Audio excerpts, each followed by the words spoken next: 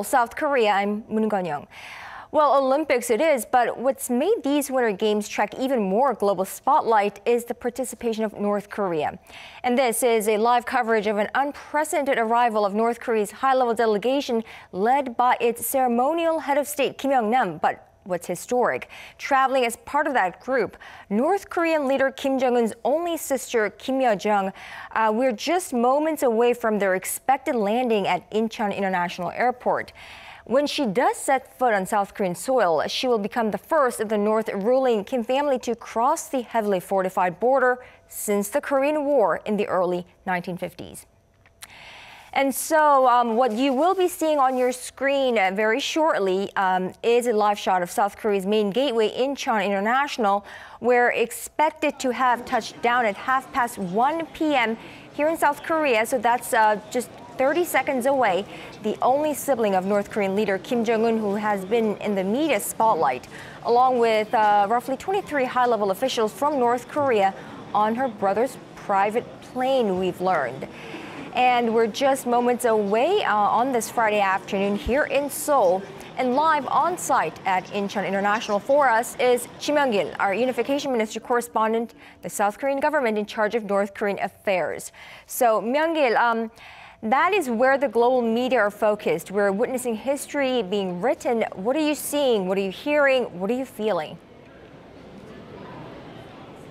Kanyang, yes, given the nature of this visit, there is quite a lot of electricity here at the airport in the air.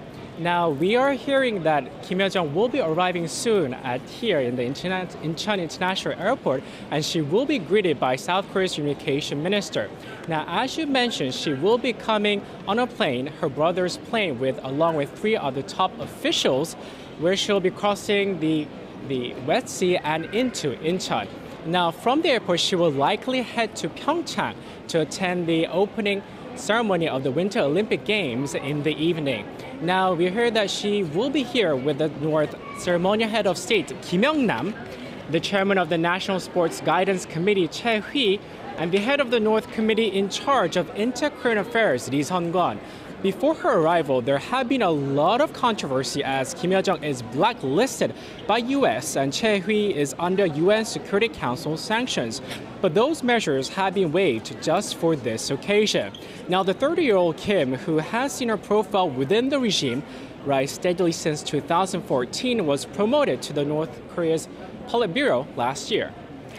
Right, Myung-il, but what's really raised more hopes about Kim Yo-jong's arrival this time around is that she might be delivering a written message from her brother, North Korean leader Kim Jong-un, to South Korean President Moon Jae-in, or just even a verbal message would be significant. Do we expect any kind of a development in inter-Korean ties even beyond the Pyeongchang Olympic Games? Possibly so, Kanyang, because the South Korea's presidential office has confirmed that she will be meeting with President Moon on Saturday. And although the place of the meeting hasn't been decided, if the meeting does go well, some experts say that the visit itself could lay the foundations for a possible inter-Korean summit between President Moon and Kim Jong-un. Now, but we should stress the fact that the summit talks could actually be a speculation for the moment. Now, however, given her family ties to the young dictator, experts believe Kim Yo-jong's remarks could be taken to directly represent Kim Jong-un's current position on inter-Korean relations. Now, her visit alone could be a message from the North of its desire to mend ties with South Korea. The bilateral meeting would symbolize a recovery of inter-Korean ties, as Kim Jong-un said in his New Year's address that he badly wants to improve relations with South Korea. If the two Koreas decide to hold a bilateral summit after the Winter Olympics, it would mark the third of its kind and first under the Kim Jong-un regime. The first was held between President Kim Dae-jung and North Korean leader Kim Jong-il on June 15, 2000, and the second was held between President Roh Moo-hyun and Kim Jong-il on October 4, 2007. Back to you, Kanyang. Our Kim Jong-il live for us from Incheon International Airport, where we're expecting Kim Yo-jong, the only sister of North Korean leader Kim Jong-un, to arrive very shortly, within minutes really, in South Korea. Thank you, Myung-il. And in the studio with me to navigate us through this historic day for inter-Korean ties, Dr. Kim Jong-un, professor at Korean National Diplomatic Academy, and of course our go-to person for North Korea and global affairs. Good to see you on our program, Okay, Dr. thank Kim. you. Now, more often than not, sporting events are mixed with politics and diplomacy, but it really cannot get more than this. Here in South Korea for the 2018 Pyeongchang Games. Of course, it's supercharged with Mr. Moon Jae-in being the South Korean president. We know that U.S. Vice President Mike Pence, who met President Moon last night, he's here. Shinzo Abe, the Prime Minister of Japan, will be arriving later in the afternoon. And of course, now, this unexpected visit by Kim Yo-jong, the only family member of the ruling Kim family in the north who's ever set a foot here in the South since the Korean War. What are you reading into this? I think first sending out his sister, I think Kim Jong-un has a very clear message that he wants to develop the current mood of North-South relations.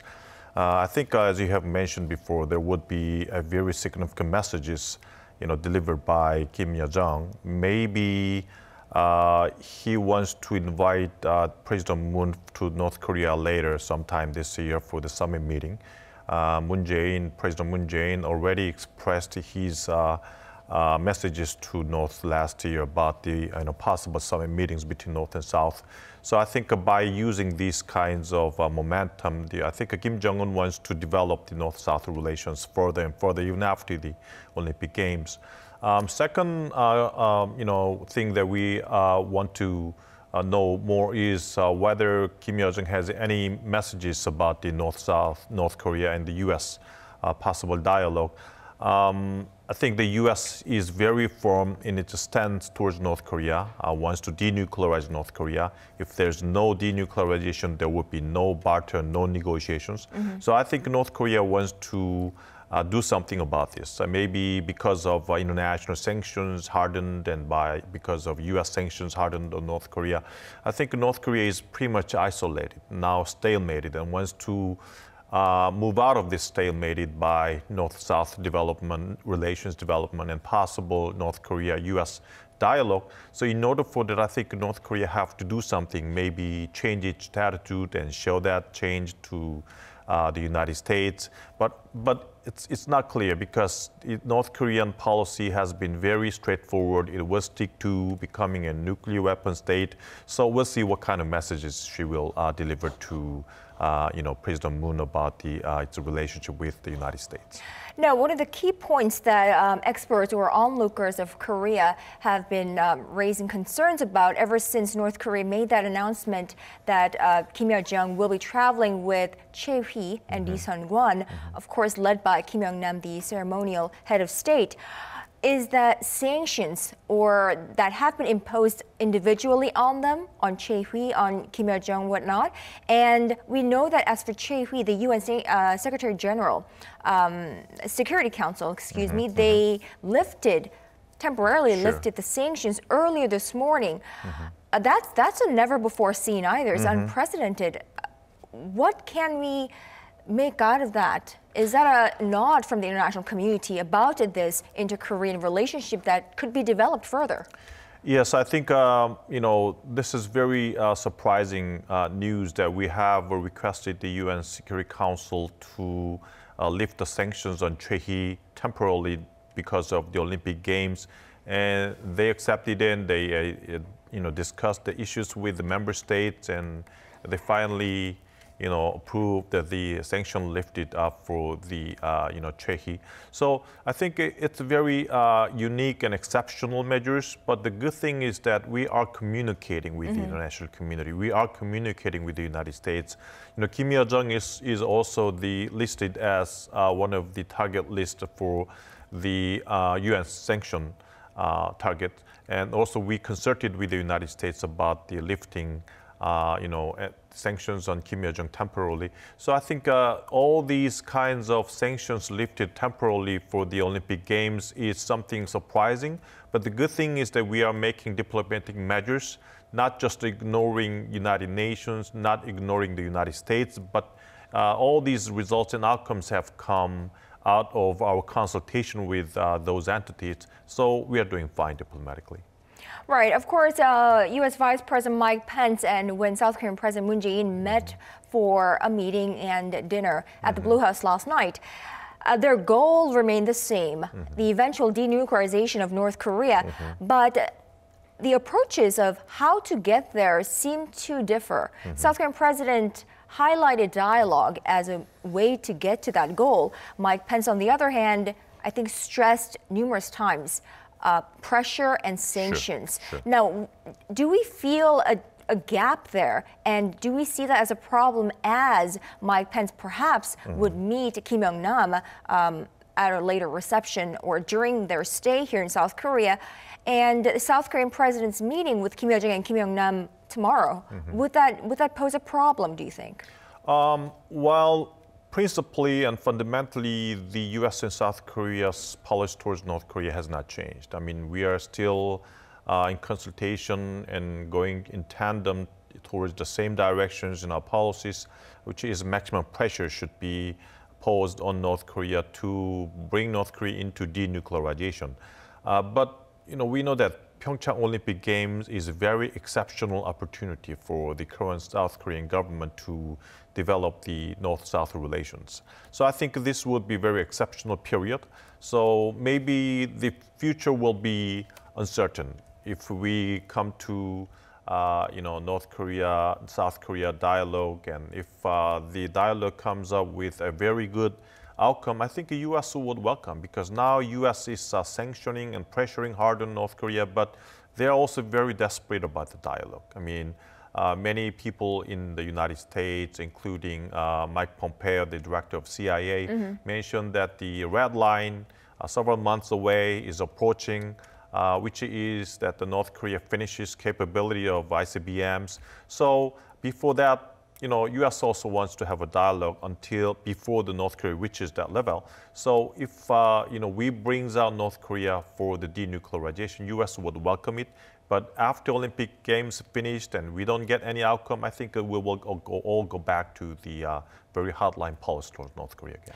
So definitely this symbolic and significant visit by Kim Yo-jong is something, it would be a turning point for the relationship and the ties between these three countries and more. So let's find out who this presumably around a 30-year-old North Korean lady is. Some experts in the U.S. have described her as a mixture of White House Press Secretary Sarah Huckabee Sanders, Chief of Staff Ivanka Trump, and whoever writes Trump's speeches these days, and even John Kelly together. So our Lee Jung-yeon has the details. An unexpected announcement came from North Korea on Wednesday that Kim Yo-jong, the sister of North Korean leader Kim Jong-un, would be visiting South Korea to attend the opening ceremony of the Winter Games. This is significant in that it marks the first time a direct member of the Kim family is setting foot on South Korean soil. Her parents are late leader Kim Jong-il and his late wife Ko Young-hee, and her brothers are Kim Jong-chol and current North Korean leader Kim Jong-un. She is Kim Jong-un's only sister, and unlike the leader's brothers who were pushed out from Pyongyang's political scene, she has been promoted through the ranks at a lightning speed. Kim Yo-jong is known to have close rapport with her brother Kim Jong-un as they studied in Switzerland together as kids. She first received media attention at the funeral service for Kim Jong-il in 2011. In 2015, she was named head of the Workers' Party's propaganda and agitation department, and just 2 years later was made a member of the decision-making political bureau of the ruling party's Central Committee. According to 38 North, Kim Yo-jong's political rise has been the subject of much speculation since Kim Jong-un took office in 2011. On top of the technical and administrative tasks she's reportedly handled over the years, her growing involvement in politics indicates she's become somewhat of a leading image maker for Kim Jong-un and the regime as a whole. Kim Yo-jong's role has been compared to that of Ivanka Trump or Sarah Huckabee Sanders, the White House press secretary. Kim Yo-jong's presence at the Games is a very positive sign because it means Kim Jong-un is taking a proactive stance towards the Olympics, South-North relations, and North Korea-US relations. He also wants to convey to the South and the international community that the regime can be flexible. The expert speculates that the regime probably waited to see which delegates were coming from the U.S., as well as Washington's attitude towards Pyongyang, before deciding to send Kim Yo-jong. Lee Jung-yeon, Arirang News. So that is Kim Yo-jong, who will be arriving very shortly in South Korea, the first member of the Kim family in North Korea, when she does, to step on South Korean soil. Let's go live to South Korea's Blue House. Our correspondent Hwang Ho-jun joins us live. Of course, I'm sure air of anticipation is there at the Blue House with the North Korean delegation landing in South Korea, will be landing in South Korea very shortly. President Moon will be attending the opening ceremony today, later this evening. We do expect some contact between the two parties because we know that Kim Jong-un will be attending the leaders' reception before the opening ceremony. The opening ceremony will be attended by both Kim Yo-jong and Kim Jong-nam. Ho-jun. Oh, you're right, Kwon-young. So definitely we can expect the limelight to be on the pre-opening ceremony reception that President Moon will hold this afternoon for the foreign leaders, in which, as you said, Kim Jong-nam, the leader of the North Korean delegation, will attend along with Japanese Prime Minister Shinzo Abe, Chinese Special Envoy Han Jung, and even U.S. Vice President Mike Pence. So if you think about it, this is the first time in a very long time the member nations of the six-party nuclear talks, minus Russia, all being in the same room. And well, this isn't going to follow the format of a one-on-one meeting. All attention will be on the possibility of President Moon Jae-in and Pyongyang's ceremonial head of state greeting each other, shaking hands, and even carrying out a short dialogue in front of other world leaders. As such a move would send a symbolic yet clear message of the start of a possible inter-Korean reconciliation. And of course, the air between Kim Jong-nam and U.S. Vice President Pence is also likely to draw attention because if they do get a chance to converse during the reception, that may become the start of a U.S.-North Korea dialogue. The high-level North Korean delegation is scheduled to attend the opening ceremony this evening, and the Blue House confirmed on Thursday that President Moon plans to hold a meeting and have lunch with the North Korean delegation on Saturday. As we mentioned before, it's significant that North Korean leader Kim Jong-un's younger sister is in that 22-member delegation. She is the first direct member of Pyongyang's Kim dynasty, also called the Baekdu bloodline, to visit the South.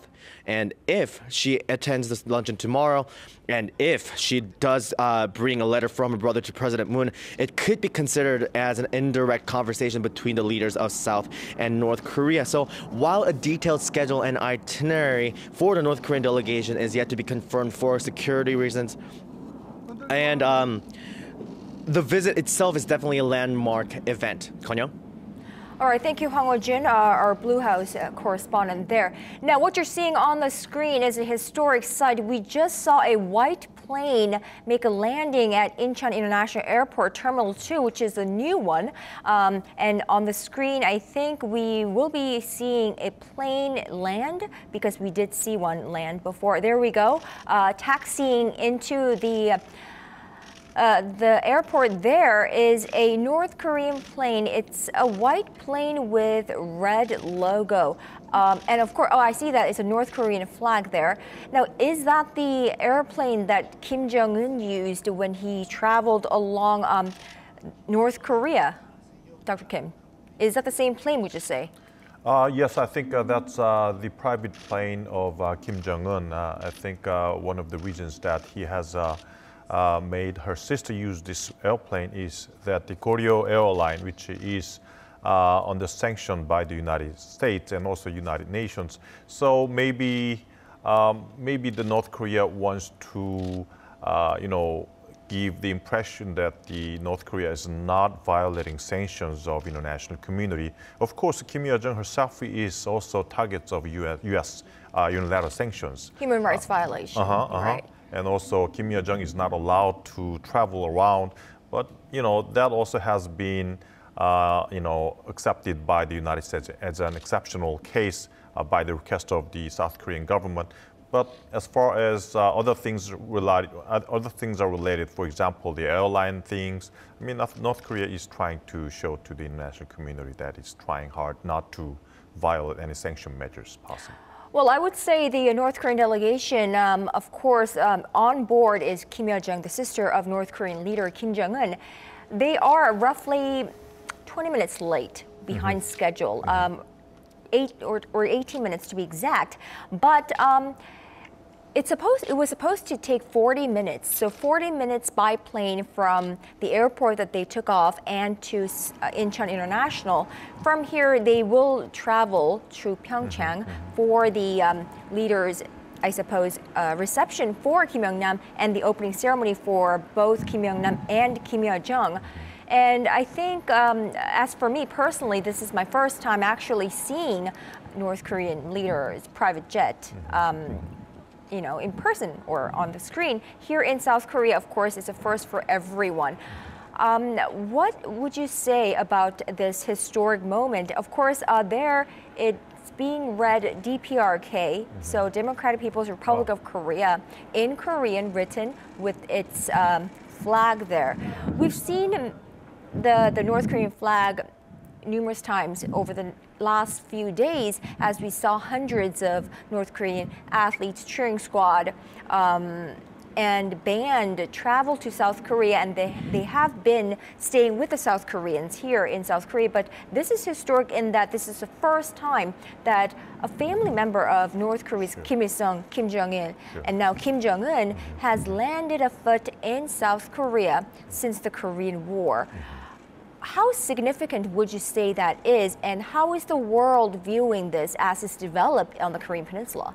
Yes, as you have mentioned, historically, this is first time that the royal family member of Kim, North Korea, so-called back to bloodline, is visiting Seoul first time to South Korea. I mean, we before had summit meetings with North Korean leaders 2 times, but even all those summit meetings have been held in North Korea. So I think there have been several times that North Korean high-level officials and government people have visited South Korea, but this is first time that the royal family is visiting to South Korea, first time. So maybe, international community, they would say, oh, Kim Jong-un's sister is visiting South Korea. Okay, it's good, very meaningful. But from the North Korean perspective, it is a very sensational event. I mean, Kim Jong-un is sending the royal family to South Korea. I think this is a very clear message that he wants to develop North-South relations further, and maybe very important message would be delivered by Kim Yo-jong, I think. Right, and of course, experts have raised hopes that Kim Yo-jong, could be traveling with a written message from her brother Kim Jong-un to South Korean President Moon Jae-in. Of course, that would be the first, if that.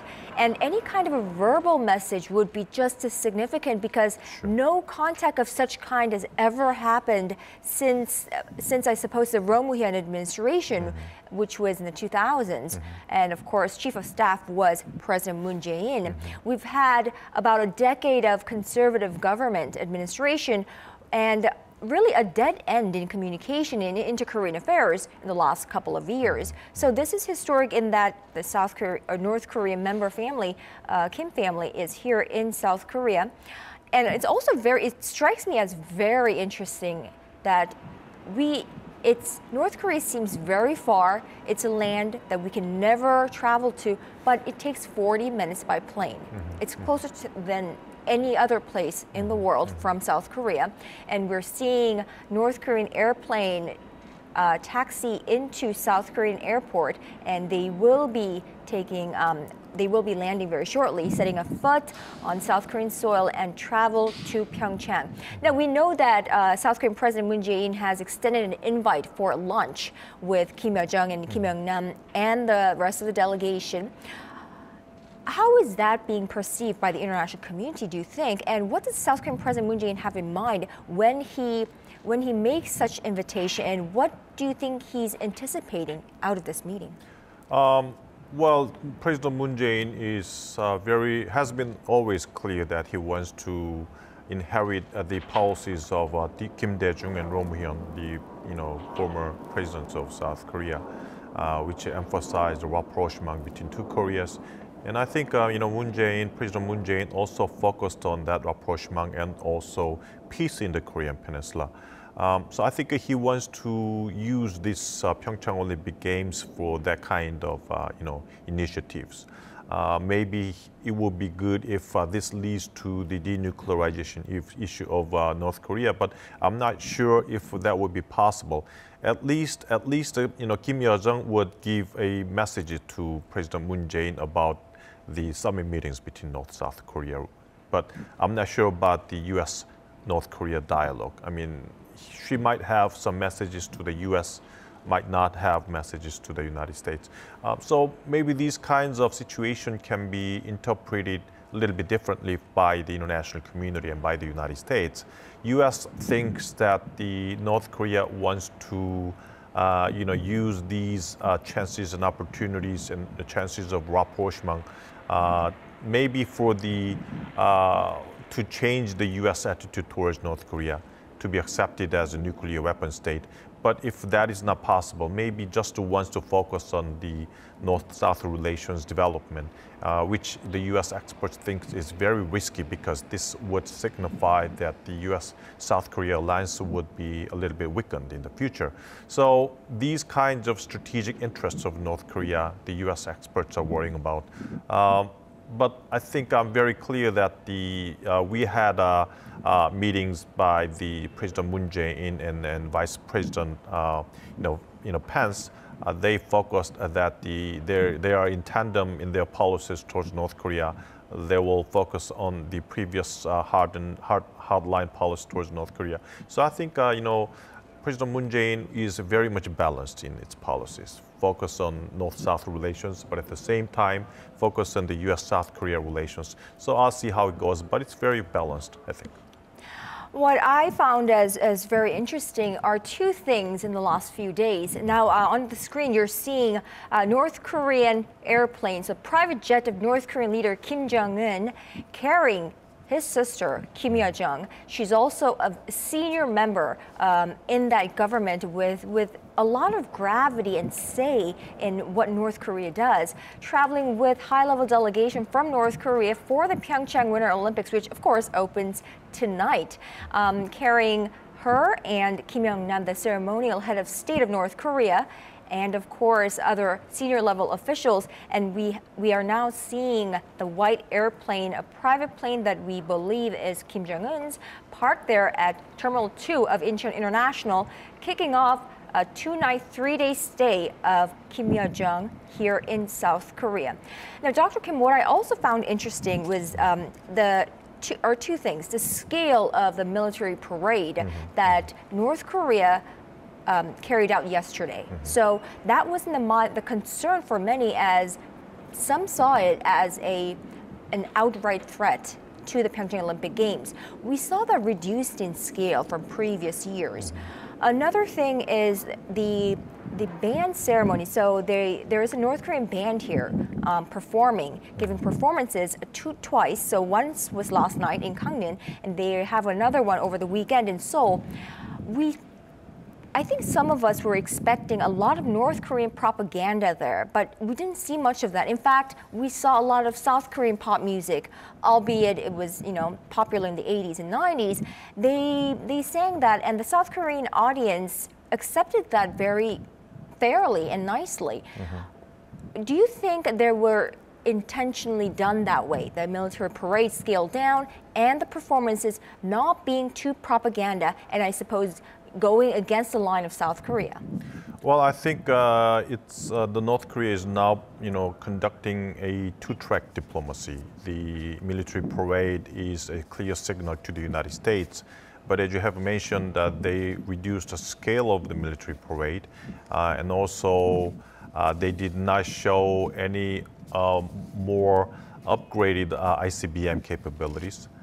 Just to show that the previous ICBM missile capabilities, which also is a threat to the United States, but U.S. might not perceive it as a upgraded threat to the United States. Maybe ICBM so far is not the one that has completed its capabilities. So it's not perfect to be reaching into the territory of the United States. So the fact that any other upgraded long-range missile has not been in the parade would mean that from the U.S. perspective, North Korea is not developing further, and the capabilities and technology has not been further developed. So it's kind of a very delicate message to the United States. But the performances that the North Korean orchestra is doing now is very much well organized. Of course, there was some coordinations with South Korean staffs and government. Some songs that the orchestra was about to perform, contained some, propaganda issues and lyrics and socialist lyrics and things like that. So in the coordination, all those things that seems very sensitive to the South Korean society have been all, removed. So I think now the things are fine. But maybe North Korea does not want to, prod the South Korean people unnecessarily. Give them a very good sense that North Korean people, we are here, we are the same national identity. Kind of, trying to change the mindset of the South Korean people. Throughout the 10 years of conservative government, now South Korean people think North Korea as more of a threat rather than one national identity. Mm-hmm. But all these kinds of performances, normal and normal songs and Korean songs, all these kind of things would give South Korean people a very good sense that, we are the same national identity. I think that's the very important strategy of North Korea towards South Korea. And perhaps from Kim Jong-un's perspective, with his little sister traveling to South Korea, I'm sure he wanted more of a softer segue or intro for Kim Yo-jong than an outright provocation, which would have come right before her landing here in South Korea. Another thing is that we know, of course, my colleagues in the Blue House press corps who are there on site are keeping me updated, real time. Now, we are expecting the Unification Minister, Cho Myung-gun, to greet this delegation alongside the Vice Minister of Chon of Unification Ministry and Nam Kwan-pyo, the Deputy Director of National Security Council. In terms of protocol, do you think that is an appropriate level of greeting and welcome by the Unification Minister and the likes? Yes, I think it's quite well organized. There are several delegates coming from North Korea. Kim Yo-jong, who is the first vice chancellor of the Workers' Party, Labor Party, and Kim Young-nam is also the chairman of the Supreme People's Meeting in North Korea. So I think it's pretty much well organized because Kim Young-nam, of course, he is the one that deals with Supreme People's Meeting. I think the one that is in charge from the South Korean party should be someone in charge of the current North-South Korea relations. So Cho Myung-gun, who has very good experiences in contacting North Korean delegates for so far, I think he has been the head of South Korean delegates. So he's now the head.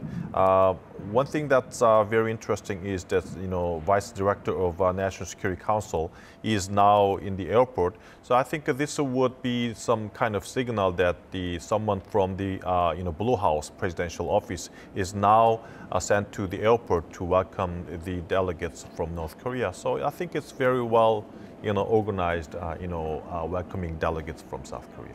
Right, I think it's another symbol that the Blue House is very much involved in this visit, very much interested, and very much at the core and the forefront of, I suppose, navigating through this new journey between the two Koreas.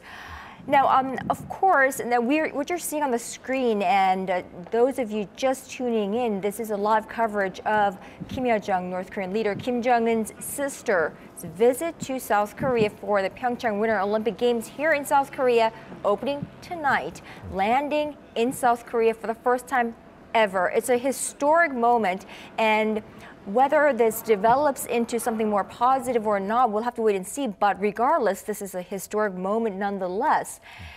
But then again, we want to go back to the sporting event and the sports and the peace that it brings through these Pyeongchang Winter Olympic Games that South Korea has set its eyes on. It's, of course, getting a lot of attention because South and North Korea are competing as one team for women's ice hockey. They'll also be marching under one flag, which is a Korean Peninsula flag, and not with the South Korean flag or the North Korean flag, but together as one. So our Park Hee-jun is going to explain the history of the two Koreas competing together at international sporting events. A highly symbolic moment at Pyeongchang 2018. The two Koreas marching under one Korean flag, showing an undivided Korean peninsula for the first time in 12 years. But it's not the only time that athletes from the two Koreas have marched side by side. The 1991 World Table Tennis Championships in Chiba, Japan. The Korean unification flag was used for the first time when athletes from the two Koreas fielded joint teams at the championships in April 1991. With just around a month of training, the women's joint team went all the way to the finals and won the gold medal, defeating the mighty Chinese team. The same year at the 1991 FIFA World Youth Championship in Portugal, the Korea sent a unified soccer team that ended up reaching the quarterfinals.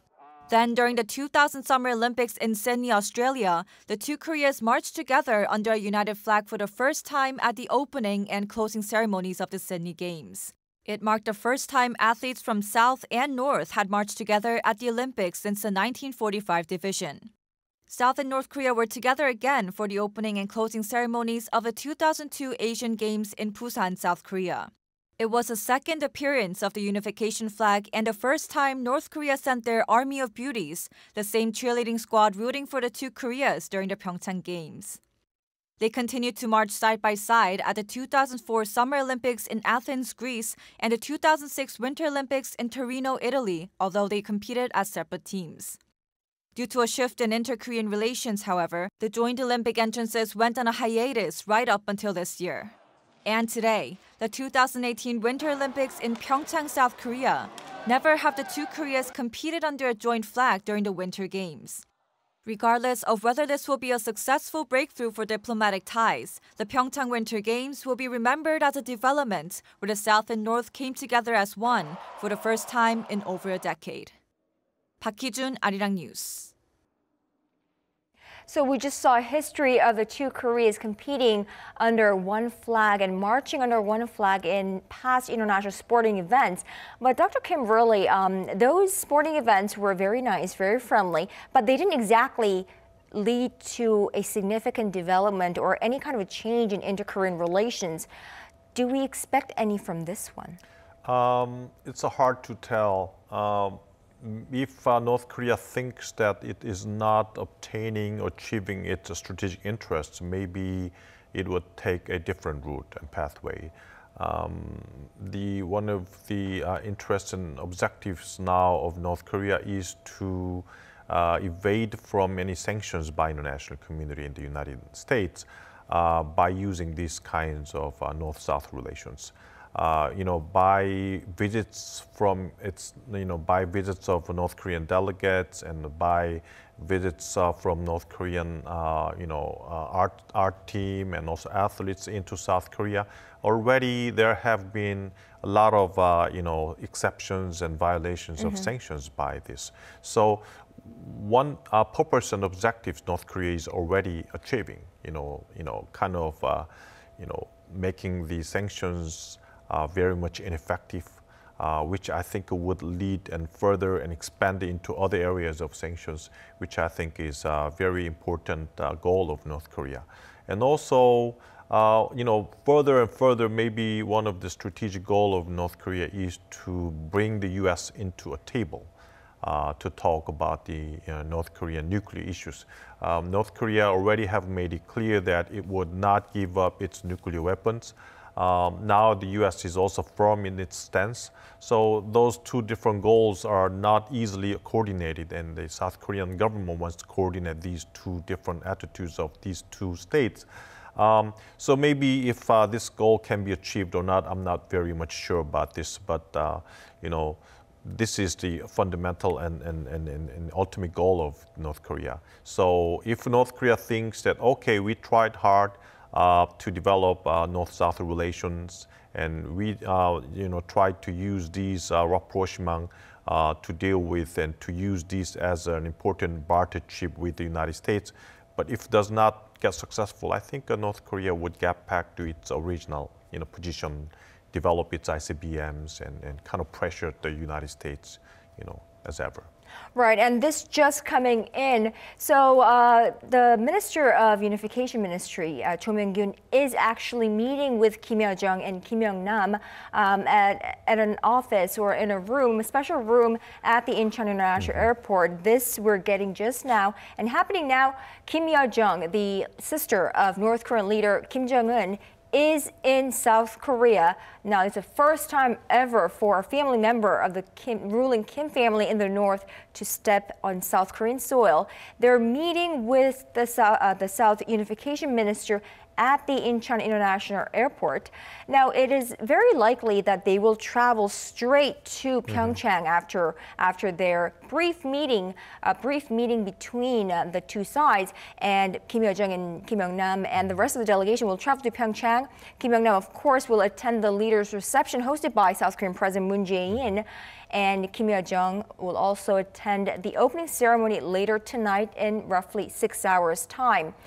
We've also seen reports from Western media, and Dr. Kim, you yourself mentioned a little earlier that there is a possibility that Kim Yo-jong could be carrying a message from North Korean leader Kim Jong-un, an invitation even for South Korean President Moon Jae-in to visit North Korea for Inter-Korean Summit. Yes.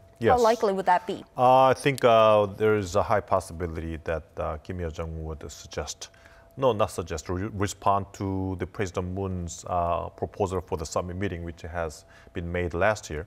And it's also very highly likely that the President Moon accept it. And I'm worrying that if this goes on along with no progress in denuclearizing North Korea. I mean, North-South rapprochement is good.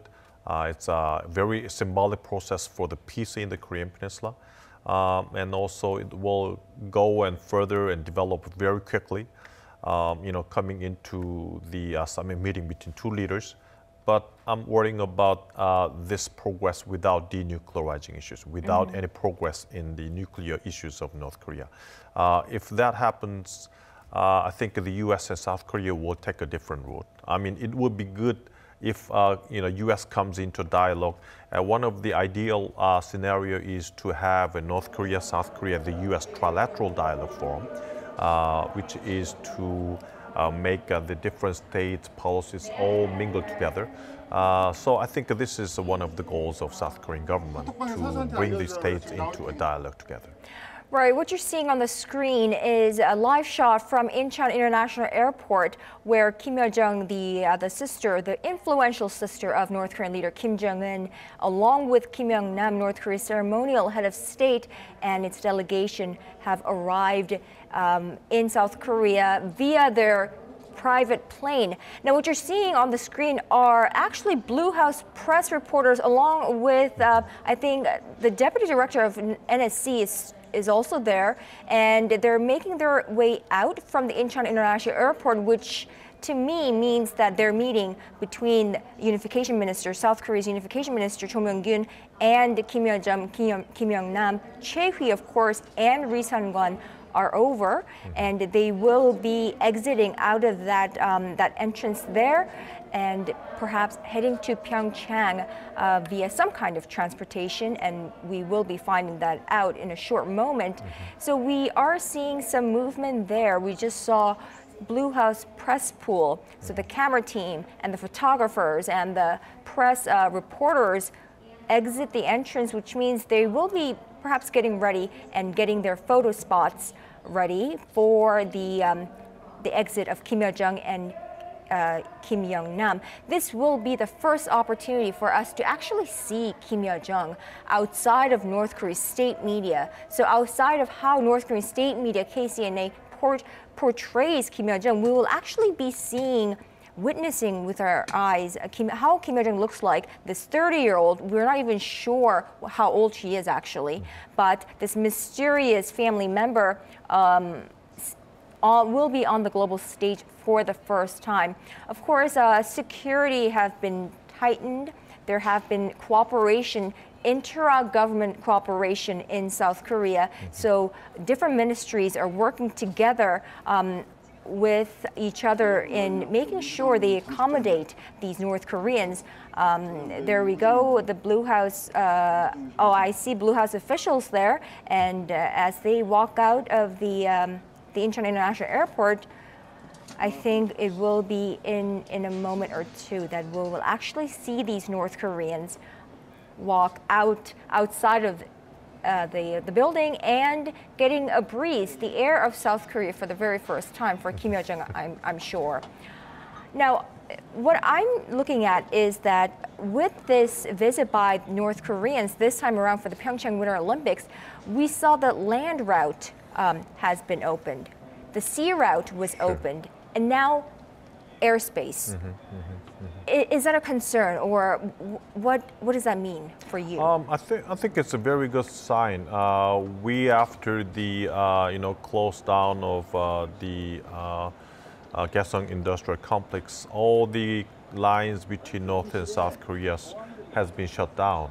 And now with the Pyeongchang Olympic Games, you mentioned that all the land route and also air route has been opened now. The air route has been opened first by the ski athletes visiting Masingyeong Ski Resort for the joint training, and now the official air route from Pyongyang to Incheon Airport has been opened now. So I think with the Pyeongchang Olympic Games now, North and South Koreas are in the right path for the normalizing into relations. I think also you mentioned that it's very important that whether Kim Yo-jong and Mike Pence would have a dialogue. I think there is a possibility that they will meet together sometime tonight. Kim Jong-un and Kim Jong-un and Mike Pence. Sure. I think during the meeting, President Moon have talked with Mike Pence about the possible dialogue between North Korea and the United States. Of course, what kinds of messages the North Korean delegates would have and deliver to the Mike Pence is a very important element. But I think it seems very likely now a little bit different from the previous projection that it seems like those two delegates from the U.S. and North Korean their dialogue and meeting seems more and more possible now.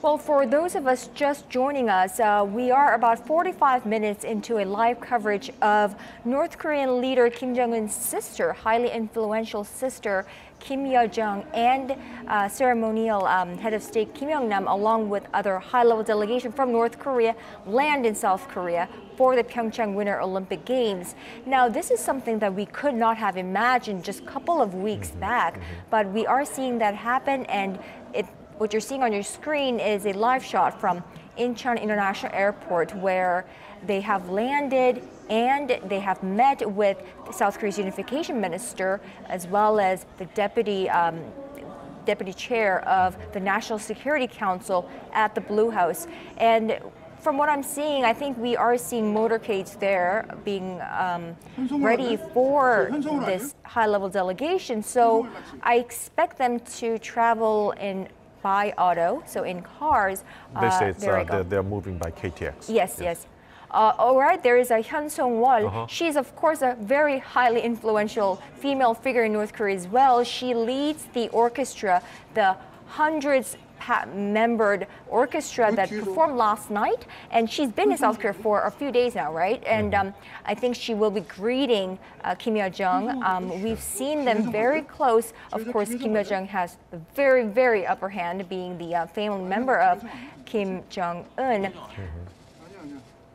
Right, so that actually could not be Hyun Song-wol either, but we are having difficulty identifying each faces, as this actually is our first time actually seeing them. So by motorcade, they will be traveling to wherever, whichever transportation means that that will take this group to Pyeongchang for the Winter Games for their 3-day, 2-night stay. Now, from what I'm seeing, I think we will be seeing very shortly the North Korean group. What I can tell you is that this entire arrangement was very meticulously discussed between the two Koreas up until the very late hours of last night. Everything was just up in the air. Nothing had been finalized until the very last minute. And the two Koreas had numerous discussions, in-depth discussions, from how they will be greeted, what they will be taking, what kind of transportation will be ready and available for this group to get to Pyeongchang, and I'm sure how to really go around these many sanctions imposed by the international community to North Korea and these individuals by, of course, U.S. as well. And there we go. We are seeing many officials there, I think, getting ready to greet this high-level delegation from North Korea. They've traveled to South Korea, which is about a 40-minute plane ride, we're hearing, on North Korean leader Kim Jong-un's private jet. We saw it land and taxi into the Terminal 2 of Incheon International, and we know that the unification minister has had discussions or dialogue with Kim Yo-jong and Kim Young-nam and the others traveling with them, and I think that was maybe a roughly 10-minute, a very brief meeting. If they are to walk out now, it would have been about 10 minutes of that face-to-face. I'm sure it's a first for Cho Myung-gun, the unification minister, as well, even though he's had a good hand with North Korean dialogue, inter-Korean dialogue. The last time there was a inter-Korean dialogue, high-level dialogue, he was head of the delegation, right? Yes, last time he was the head of delegation to discuss some of the logistical issues, how the North Korean leaders would participate in the Pyeongchang Olympic Games.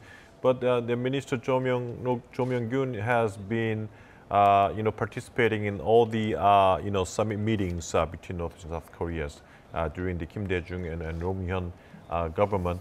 So I think he is very highly regarded as a very important expert. So I think they're still having a talk with each other. Usually when the delegates, high-level delegates, come into the airport, I think they'll talk and some good things they exchange. So it usually lasts until 30 minutes or something like that. Right. So it takes more time than we expect. Right, and there will be more activity dynamics in the air when Kim Yo-jong and Kim Young-nam meet South Korean President Moon Jae-in for lunch tomorrow. There we go. We are seeing North Korean officials finally make their exit out of the Incheon International Airport. Some of them are getting on board the motorcade that's been made available. You see Kim Yo-jong over there. Okay, you'll have to point that out for me because I think I've missed it. Yeah, she I think just hopped into the limousine, the second limousine. Okay, so those limousines are being ready for the North Koreans. They will be traveling a short while, I suppose, to whichever transportation they're taking to Pyeongchang. I'm sure they won't be driving there. It would take much too long for, especially 90-year-old Kim Young-nam. Yeah, it was reported that they're using KTX, which is faster by car. So. Right. So we are expecting that because even the South Korean president himself has taken the bullet train to Pyeongchang, and which is the most readily available and convenient means. I myself took that, and it was pretty convenient. So yes. Another thing is whether Kim Yo-jong will be carrying some kind of a message from Kim Jong-un and to South Korean leader President Moon Jae-in. And this, of course, is a historic moment because it's something that has been unprecedented in time. I'm sure all the world attention is on the Korean Peninsula right now, not only, of course, for the Pyeongchang Winter Olympics, but not only that, but because of this hot, supercharged diplomacy going on. Now we've just seen North Korean leadership in South Korea. Also, U.S. Vice President is in South Korea. He actually made a very significant, I suppose, symbolic visit to the Cheonan warship, which was torpedoed by North Korea back in 2010. And that, I think, was trying to prove a point to North Korea as well. He's also invited the father of Otto Warmbier. He's the American student who died after being in custody, under North Korean custody for a while. So Mike Pence, I think, is trying to make a point, is trying to make some countermeasures to the kind of propaganda that the North Korean state might be charging up. There we go. I think that lady in black is Kim Yo-jong. She's, as we've seen numerously on North Korea's state-run media, she's a tiny lady, about around 30 years old, and now we're seeing a black limousine, about 3 of them, right, Dr. Kim? Yes, right. I think they're heading into Pyeongchang. I'm not sure if the limousines are going directly to Pyeongchang or not, but they have been to the limousines. And yeah, you mentioned that it's very strange diplomatic maneuvers are now going on in South Korea. Mike Pence is showing a very hardline policies towards North Korea, visiting and also meeting all the North Korean defectors.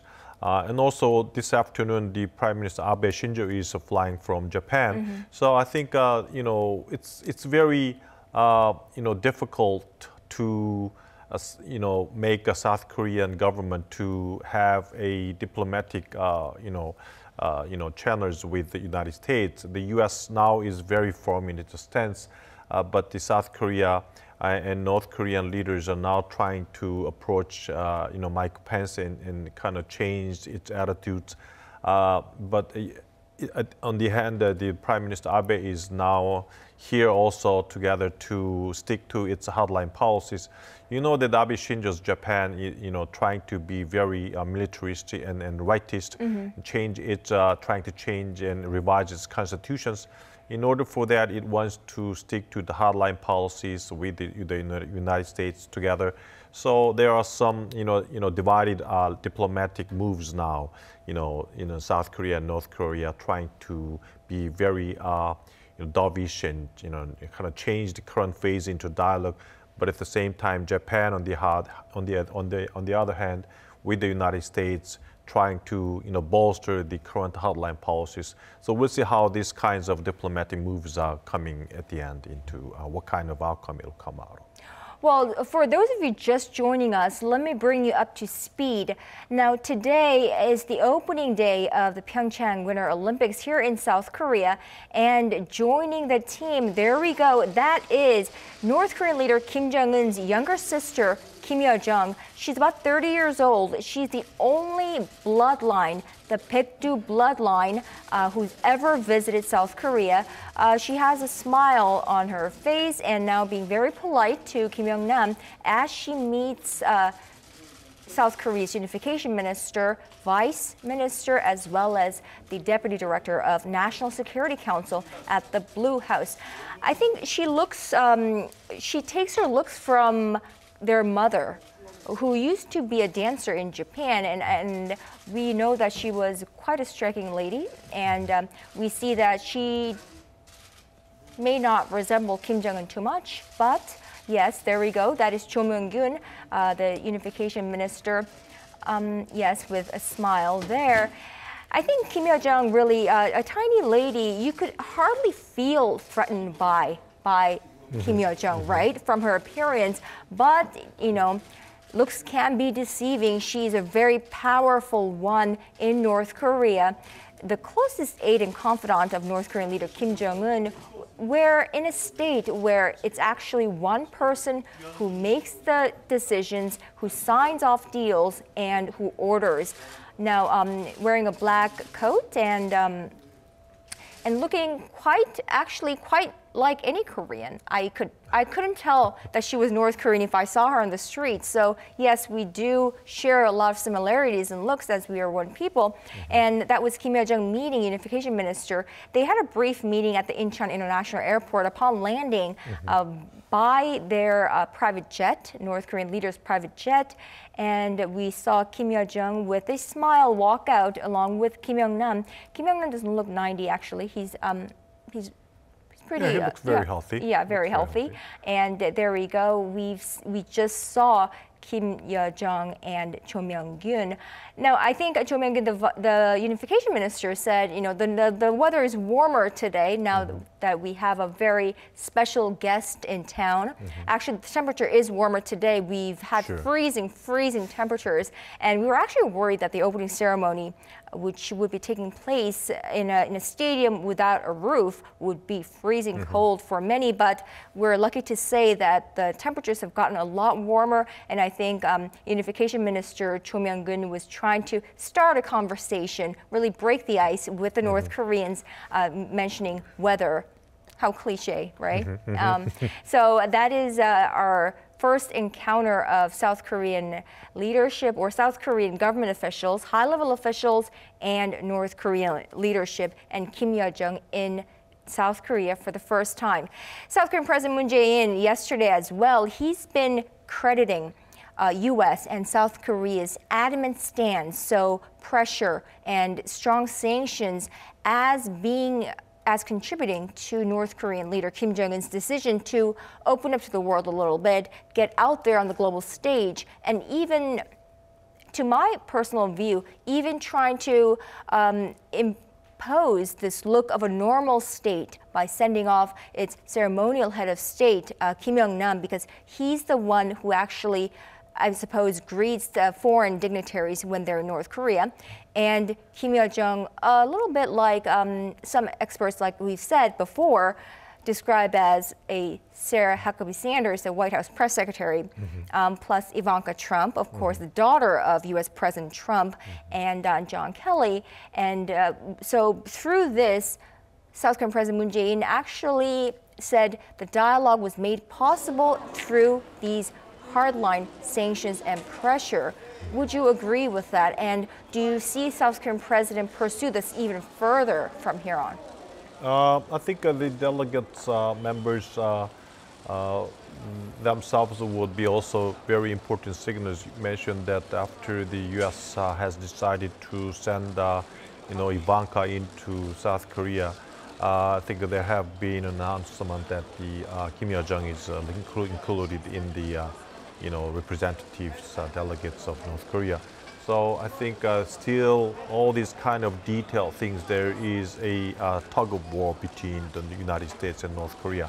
Of course, their stance is very clear, but I think, all these hotline speeches and remarks by the United States, even before and after the Mike Pence visited Japan and South Korea, I think all these things signify that they want a dialogue, but still they want to stick into their own stance.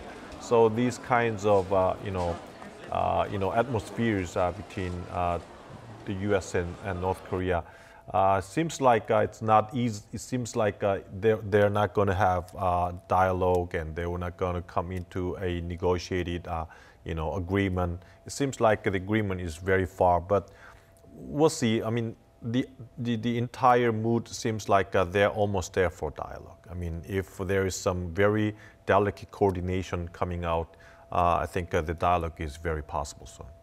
Well, so the fact that they will be traveling, Kim Yo-jong and Kim Young-nam and the high-level delegation, they will be traveling to Pyeongchang on a South Korea's bullet train, KTX. That was under security embargo, but of course, Dr. Kim, you being a person who's specifically in the know in many things North Korea related.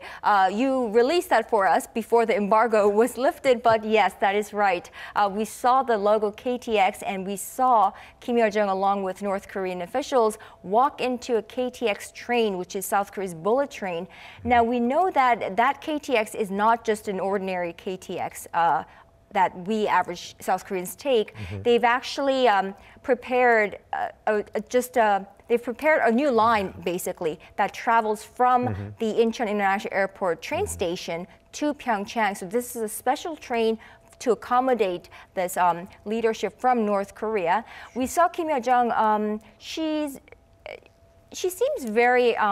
She poses herself very well. She carries herself very, very well. I think for a 30-year-old, she looks very mature. And the smile on her face and the easygoing attitude is not something that we are not familiar with, because every time we see North Korean leader Kim Jong-un on North Korea's state television, everyone around him are just very grim-faced, very stern. They all look uptight. But it's always been only Kim Yo-jong alongside Kim Jong-un, who's smiling, even playing around, who has the right to do that and not be punished, I suppose. And that actually symbolizes the kind of gravity that she has and the power she has over her brother, North Korean leader Kim Jong-un. And that was Kim Yo-jong traveling from Incheon International Airport to the train station to take a bullet train to Pyeongchang, where the South Korea's Pyeongchang Winter Olympics will kick off in about 6 hours, 5.5 hours or so. And she will be attending the opening ceremony of the 2018 Winter Olympic Games in Pyeongchang. So that was a very long, delayed, but still very significant footage that we saw, live shots from Incheon International Airport, as it is the first time South Koreans or any other, actually, citizens around the world have a glimpse of Kim Yo-jong. She's holding her head up high, chin up high, as she, makes her maiden journey even to an unknown land for her as well, South Korea. And she's very well posed, and we saw her with a smile, looking very relaxed, even being very courteous to 90-year-old Kim Young-nam, although I'm sure in terms of ranking, she's higher up there. But she was being very courteous to Kim Young-nam, asking him to sit first, as it's Korea's etiquette, I suppose, and smiling and everything. Yes, yesterday also there was a military parade in North Korea. They all participated in the military parade and came to South Korea today. And North Korean, regime, sent out the, TV scenes of, military parade later on. And also we could see the Kim Yo-jong, coming, kind of showing her face right before Kim Jong-un, making a speech. So, all that kind of things, shows us that, she is really a sister of Kim Jong-un, very close, and she does not need to, go through any other, hurdles or any other, security check to approach her brother. So all these kind of, scenes shows a clear message that she is the right person that can really show what Kim Jong-un is really thinking about. So, right, and someone really who could actually be delivering or carrying a special, significant, meaningful message from the North, because, looks can be deceiving. She's a tiny lady who looks young and, very easygoing. However, we do know that Kim Jong-un doesn't trust many people, and she is one of a very few, if not the only, aide that he actually trusts entirely. And we've actually heard from other South Korean or North Korean defectors, high-ranking officials, that Kim Jong-un is very fond of his family, and he's very fond of his brother Kim Jong-chol, who's not been too politically motivated. But as for Kim Yo-jong, we've actually, back in the days, heard from Kim Jong-un, the father of Kim Jong-un, and Kim Yo-jong, Kim Jong-il, actually tell his close aides that Kim Yo-jong is politically motivated and she's very sharp with her decision-making in politics. So perhaps she is actually carrying a meaningful message, and perhaps there is a reason that she, out of all, is traveling to South Korea this time around for this very, very symbolic and significant visit. So yes, that was our coverage, an hour-long, maybe 70-minute long coverage, live coverage of North Korea's leadership, the first member of North Korea's ruling Kim family, laying foot on South Korea for the Pyeongchang Winter Olympic Games. And Arirang News live coverage of that. We saw them land in Incheon International Airport, travel to the bullet train KTX station, and now I'm sure they are on board the train and traveling to Pyeongchang, where South Korea's Winter Olympic Games 2018 will be opening in less than 6 hours. Now, for this live coverage, of course, Dr. Kim Yeon-wook, thank you so much for your help and for your insights, as always. Thank you. Professor at Korean National Diplomatic Academy. And I'd like to thank all of you for staying with us all throughout this coverage. Of course, tune in to Arirang News all the way throughout today and the rest of the days that the North Korean delegation are here, so that will be throughout Sunday and even beyond that for more information and more news from this inter-Korean dynamics and the power dynamics that will be happening on the Korean Peninsula in the next few days. Thank you so much and take care until next time.